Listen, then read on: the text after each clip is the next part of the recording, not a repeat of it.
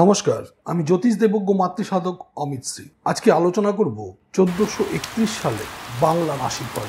আজকে শুধুমাত্র কর্কট রাশি, সিংহ রাশি এবং কন্যা রাশি এই তিনটি রাশি নিয়ে আলোচনা করব। কর্কট রাশি, সিংহ রাশি এবং কন্যা রাশির এই বছর আর্থিক পরিস্থিতি কেমন যাবে, পারিবারিক সুখ সমৃদ্ধি কেমন লাভ করবে, চাকরি বা কর্মক্ষেত্রে কি প্রভাব পড়বে, এই সব কিছু নিয়ে আজকে আমি আলোচনা করব। তাই ভিডিওটি প্রথম থেকে শেষ পর্যন্ত স্কিপ না করে দেখতে থাকুন। আমাকে যারা ইউটিউবে দেখছেন তারা আমার চ্যানেলটিকে সাবস্ক্রাইব করুন এবং পাশে থাকা বেল আইকনটি টিপে দিন। আর যারা আমাকে ফেসবুকে বা ইনস্টাগ্রামে দেখছেন, আমার ফেসবুক বা ইনস্টাগ্রাম পেজ ফলো করুন, লাইক করুন। ফিরে আসছি মূল আলোচনা।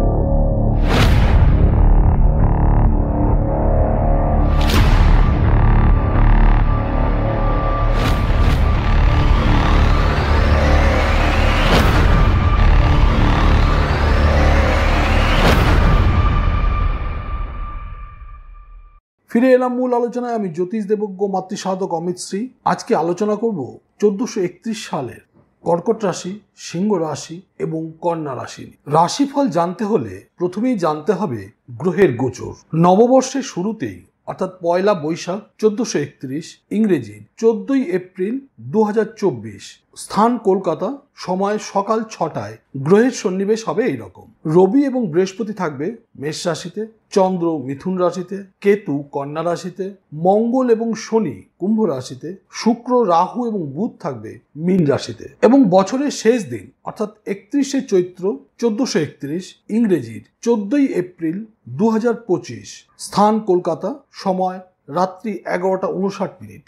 এই সময়ের গ্রহ সন্নিবেশ অনুযায়ী রবি মেষ রাশিতে, বৃহস্পতি বৃষ রাশিতে, মঙ্গল কর্কট রাশিতে, কেতু কন্যা রাশিতে, চন্দ্র তুলা রাশিতে, শনি, রাহু, বুধ এবং শুক্র মীন রাশিতে। বৃহস্পতি আগামী 1 মে 2024 তারিখে মেষ রাশি ছেড়ে বৃষ রাশিতে প্রবেশ করবে এবং শনি 29শে মার্চ 2025 তারিখে কুম্ভ রাশি ছেড়ে মীন রাশিতে প্রবেশ করবে। অর্থাৎ বছরের বেশিরভাগ সময় শনি কিন্তু কুম্ভ রাশিতেই থাকছে এবং বৃহস্পতিও বছরের বেশিরভাগ সময় বৃষ রাশিতেই অবস্থান করবে। অন্যান্য যে সকল দ্রুতগতি সম্পন্ন গ্রহগুলো রয়েছে, যেমন মঙ্গল, চন্দ্র, বুধ, রবি, শুক্র, এরা নির্দিষ্ট সময় অন্তর স্থান পরিবর্তন করবে। প্রথমেই বলবো কর্কট রাশির কথা। কর্কট রাশির অধিপতি চন্দ্র।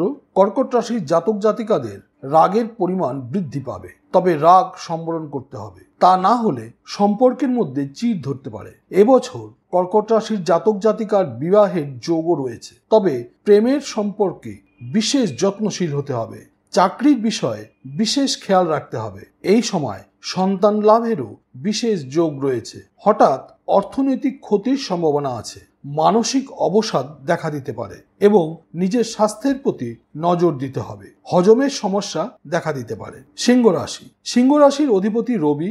এই নতুন বছর আর্থিক অবস্থা স্থিতিশীল না হওয়াই স্বাভাবিক। পারিবারিক সুখ শান্তি বজায় থাকলেও দাম্পত্য সমস্যা থাকতে পারে, তবে একে অন্যের প্রতি ন্যায়পরায়ণ হলে সমস্যা মিটবে। খুব বুঝে ব্যয় করতে হবে। বছরের একদম শেষের দিকে প্রেমের সম্পর্ক সম্পূর্ণ নষ্ট হতে পারে।